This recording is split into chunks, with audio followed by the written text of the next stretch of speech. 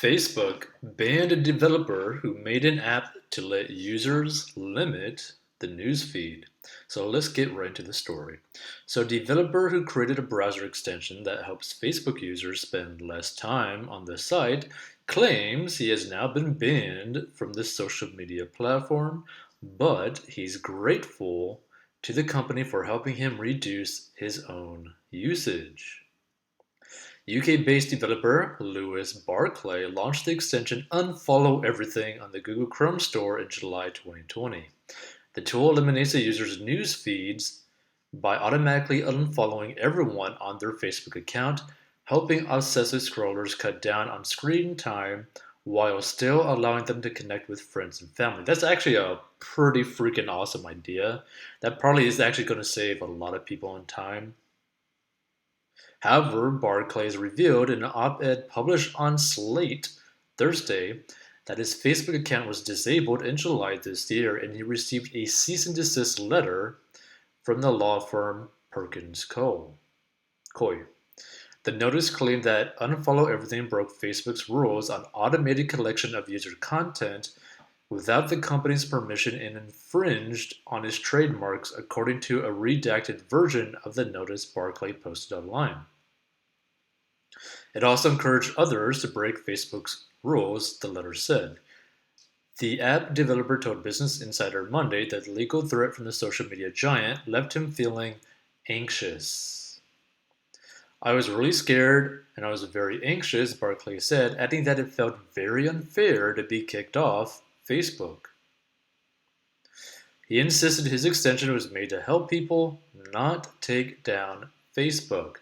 I just very much saw it as something that improves the Facebook experience for Facebook users, he told insiders, saying people who downloaded the tool told him they were using Facebook in a way that was much healthier for them. Now, the developer said he is enjoying a silver lining to getting booted off the platforms. I've been trying to reduce my usage of Facebook for years now, including by making tools like Unfollow Everything. So I'm actually pretty grateful to Facebook that they've helped me take my addiction levels down to a flat 0, Barclay told Insider.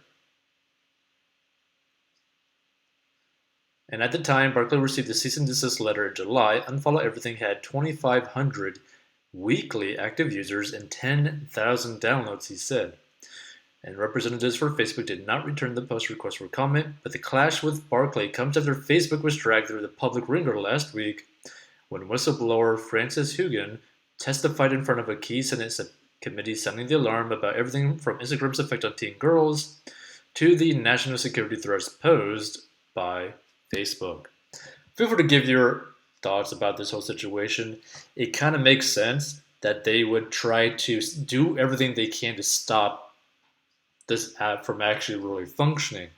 Because the way you got to view it in Facebook's eyes, right, is that they make money from that news feed, right?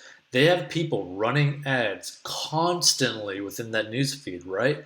But it really only works if you're constantly seeing certain types of feeds, right? So if your feed is basically filled with, let's say, cars, you can be hit in your news feed with ads that is specifically targeting car related content. So you might be hit with like an oil change product or, a car insurance product or whatever, brand new tint by your local tint shop, right? So that's the way to really think about it. Like it makes perfect sense why this guy would want to do something like this because it's basically can help save people on like the amount of time that they spend on Facebook and they're not hit with annoying ads and annoying like Facebook posts because everyone knows someone that just constantly posts nonstop, right? Over nothing, right? It's like, oh, brand new sandwich today. Oh, look at that new T-shirt today. Blah blah blah, kind of nonsense, right? Or memes or all that kind of stuff constantly. So I can see why he would create something like this, but I can also see why the business, Facebook, is going to do everything they can within their power to stop it or get rid of it from working with their app. Because you got to think about it. Facebook is not there to help you. Facebook is not your mom or dad. Facebook is a business that is wanting to sell your data to advertisers. So next time you go through Facebook or Instagram, go look at your feed, and there's a 50% chance that you're going to see an ad that is extremely targeted to your interests based off the rest of your feed. Okay? So just look at that next time when you're going through your Instagram or Facebook, right? And the more time that you spend on Facebook or Instagram going through the feed, interacting with things on your feed, guess what? Those advertisements get closer and closer to something that you really like or really engage with, to the point where you are more likely to click, shop, and actually buy something. Okay? That's all that is. This whole thing with Facebook is purely to get people, basically to get people to trade their time so that they can make money based off the data of your time. That's all Facebook actually is, right? Think of it like you're watching a TV show that doesn't turn off, and you're constantly being hit with an ad basically every couple of seconds. That's Facebook. That's Instagram. It's to absorb all of your attention so that they could increase the return on investment for the advertisers showing you the ads, because they want the advertisers to make enough money in terms of profit so that they could keep spending money on Facebook to keep running ads, right? So for example, let's say that a business is wanting to run $100 for an advertising campaign, right? Like $100, right? They're going to do their best. Facebook is going to do their best to get the person to end up, potentially making a profit at minimum, probably like a $10 profit or a $20 profit or whatever it is, right? Like they're going to do everything they can to get that business to spend another $100 and then $200 and then $500 and $1,000, right? So let's put it this way, right? Let's say that they're able to give the business like a 50% profit margin, which could potentially happen. So let's say they spend $100 to advertise their product or service, right? And they get $50 in profit back, right? So let's say that they spend $100 to sell like a $200 product or service and get $50 profit back, right? They're going to keep on doing that over and over and over again, right? Meaning Facebook is going to keep collecting the $100, right?